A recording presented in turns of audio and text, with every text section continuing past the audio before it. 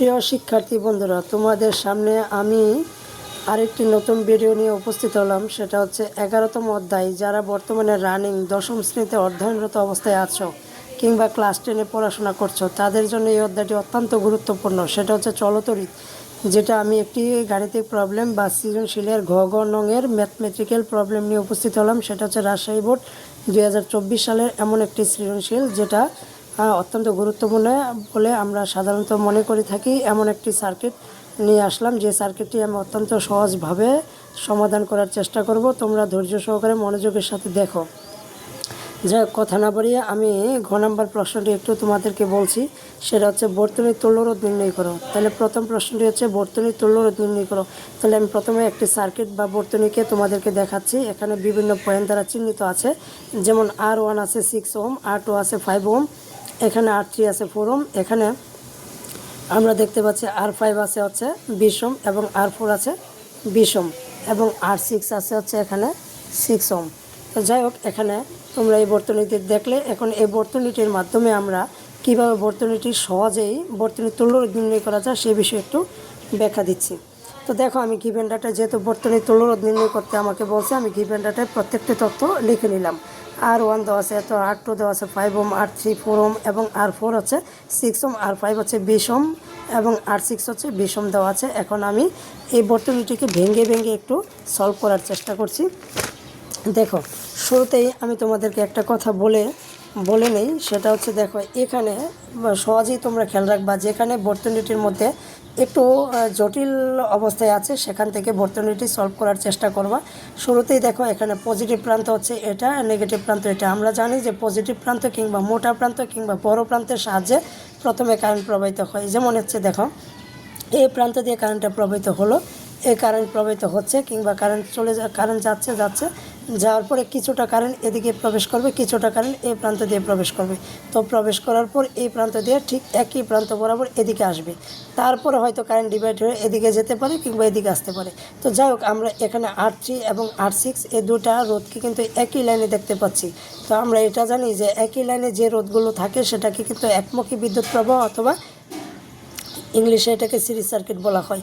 তবে series circuit যেহেতু এটা শ্রেণী সংযোগ বর্তনী বাংলায় বলা হয়, তাহলে শ্রেণী সংযোগ বর্তনীর ক্ষেত্রে এখানে দেখো এই দুটা রোধ একই তারের মধ্যে কানেকশন আছে কিংবা এক প্রান্তের মধ্যে অবস্থিত। তাহলে একই প্রান্তে থাকলে কারেন্টটা তো এখানে ডিভাইডেড হচ্ছে না, কারণ এই কারেন্টটা যখন এদিক দিয়ে আসবে এসে কিন্তু এই তার দিয়ে প্রবাহিত হবে। তার মানে একই তারে অবস্থিত এই দুটি রোধ, এই জন্য এটাকে আমরা বলি শ্রেণী সংযোগ বর্তনী। অতএব এই R3 আর R6 এটাকে তোমরা শ্রেণী সংযোগের মাধ্যমে সিরিজ করে দেবে কিংবা দুইটাকে একটা বর্তনীতে একটা রোধে পরিণত করবে। এখন আমরা R3 আর R6কে আমরা একটা রোধে পরিণত করছি। তো দেখো, এখানে R3-তে কত আছে 4 আর R6-এ কত আছে 6 দেওয়া আছে। R3-তে 4 দেওয়া আছে, R6-এ 6 দেওয়া আছে।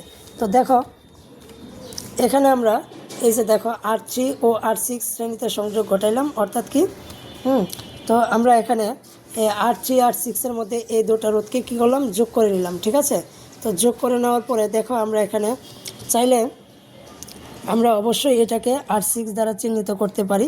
ঠিক আছে, R6 দ্বারা চিহ্নিত করে নিলাম, যেহেতু R3 আর R6 আমরা সিরিজ করে নিলাম, যোগ করে নিলাম। যোগ করে আমরা কত পাইলাম, 10 ওহম পাইলাম। অলরেডি আমরা 10 ওহম পাইছি। এখন বর্তনীতে দেখো ওই দুটা রোধ মিলে আমরা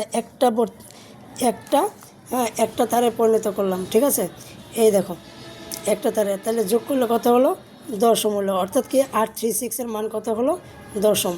এবার আমরা দেখতে পাচ্ছি R4 আর R5 কিন্তু প্যারালাল অবস্থায় আছে। অর্থাৎ কি এই কারেন্টটা যদি মনে করো, আমি আরেকবার দেখাই, এই কারেন্টটা যদি এদিক দিয়ে আসার পরে যদি এদিকে কারেন্ট প্রবেশ করার পরে কিন্তু কিছুটা কারেন্ট এদিকে আসবে, কিছুটা কারেন্ট এদিক দিয়ে যাবে। অর্থাৎ কারেন্টটা কিন্তু এই দুটার মধ্যে ভাগ হয়ে গেল। ভাগ হয়ে শব্দের অর্থ হলো যে এটা সমান্তরাল বর্তনী, সমান্তরাল অবস্থায় আছে। অর্থাৎ যখন কারেন্ট ভাগ হয়ে যায় দুটি শাখার মধ্যে, তখন এটাকে সমান্তরাল বলা হয়। আর ইংলিশে এটাকে প্যারালাল অবস্থায় বলা হয়, বাংলা এটাকে সমান্তরাল বলা হয়। তো আমরা এই দুইটা সমান্তরাল করে নিচ্ছি। যদি দুইটা রোধ একত্রে সমান্তরাল অবস্থায় থাকে তাহলে অবশ্যই তোমরা এভাবে এটাকে সলভ করে নিতে পারো। এটা হচ্ছে আর কত, R5 আর এটা কত R4। তাহলে তুমি R4 আর R5-এর মধ্যে এটাকে কি করতে পারো, সমান্তরাল করে নিতে পারো।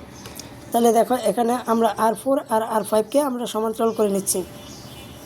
দেখতে পাচ্ছি এই দেখো সমান্তরাল করার সিস্টেমটা হচ্ছে যে দুটো মান দেওয়া থাকবে এই দুটো মানকে উপরে গুণ দিবে এবং এই দুটো মানের যোগফল দ্বারা ভাগ করবে। তাহলে দেখো এই দুটো মান একটা 20 দেওয়া আছে আরেকটা 20 দেওয়া আছে, তাহলে আমরা এই দুটো মানকে কী করলাম গুণ দিলাম, একই মান দ্বারা আমরা নিচে ভাগ অবস্থায় যোগ আকারে লিখলাম। তো এটাকে সলভ করলে আমরা দশম পাবো। তো এখানে R4 আর 5 মধ্যে যে সলিউশনটা হলো দুইটা রোধ মিলে একটা রোধে পরিণত হলো, সেটা আমরা আরই দ্বারা চিহ্নিত করলাম। এই দেখো তাহলে এই দুটো মিলে আমরা কি একটা রোধে পরিণত করলাম, অর্থাৎ কি এই দুটো মিলে একটা শাখা হলো। আর এটা পূর্বে থেকে তো এটা দেওয়া আছে, আর বাকিগুলো তথ্যগুলো সবই দেওয়া আছে। অতএব তোমরা কি করতে পারো, তাহলে পরবর্তীতে দেখো আমরা এখানে কি করতে পারি, এখানে পরবর্তীতে আমরা দেখতে পাচ্ছি এই কারেন্টটা এই দিক দিয়ে প্রবেশ করতেছে, এই প্রবেশ করে এই কারেন্টটা এদিকে যাচ্ছে, কিছুটা এদিক দিয়ে যাচ্ছে। তার মানে তোমরা এখানেও লক্ষ্য করতে পেরেছো যে এই কারেন্টটা কিছু যেহেতু এদিকে যাচ্ছে কিছুটা এদিকে যাচ্ছে, তার মানে এই দুটা রোধের মধ্যে অবশ্যই ভাগ হয়েছে কারেন্ট। অতএব যেহেতু এই দুটা রোধের মধ্যে ভাগ হয়েছে তার মানে এই দুটা সমান্তরাল বলা যাবে। তাহলে এই দুটা মিলে একটা শাখায় পরিণত করো। আর আমি তোমাদেরকে পূর্বেই বলছি এই দুটাকে যখন একটা শাখায় পরিণত করতে হবে তখন এটা কী করতে হবে, শ্রেণীতে নয় সমান্তরালে সংযোগ ঘটাতে হবে। তাহলে সমান্তরালে কত R36 আছে এখানে আমাদের মাঝে। তাহলে এখানে R36 আর হচ্ছে RE, এই দুটা যেহেতু মানে তোমার সমান্তরাল অবস্থায় আছে, তাহলে দুটাকে আমরা একটা শাখায় পরিণত করছি। একটা কিভাবে করতে হয় সেটা আমি শুরুতেই তোমাদেরকে বলছি, দেখো। তাহলে তোমরা কি করবা আগের মতোই, তাহলে এখানে দেখো এখানে কত আর এর মান হচ্ছে 10, এখানে R36 এর মান 10। তাহলে দুটা মিলে আমরা কিভাবে করতে পারি, এই সমান্তরাল করতে হলে যে দুটা মান দেওয়া থাকবে এই দুটা মানকে উপরে গুণ দিতে হবে এবং একই মান দ্বারা নিচে ভাগ করতে হবে। তাহলে এটাকে আমরা সলিউশন করে কত পাইলাম, 5 পাইলাম। অর্থাৎ এই দুইটা শাখার মধ্যে আমরা সলিউশন করে আমরা একটা RE প্রাইম দ্বারা চিহ্নিত করলাম। এখন RE প্রাইমের মান হচ্ছে কত, 5 ওহম, কারণ আমরা এটাকে সলিউশন করে কত পাইছি, 5 পাইছি।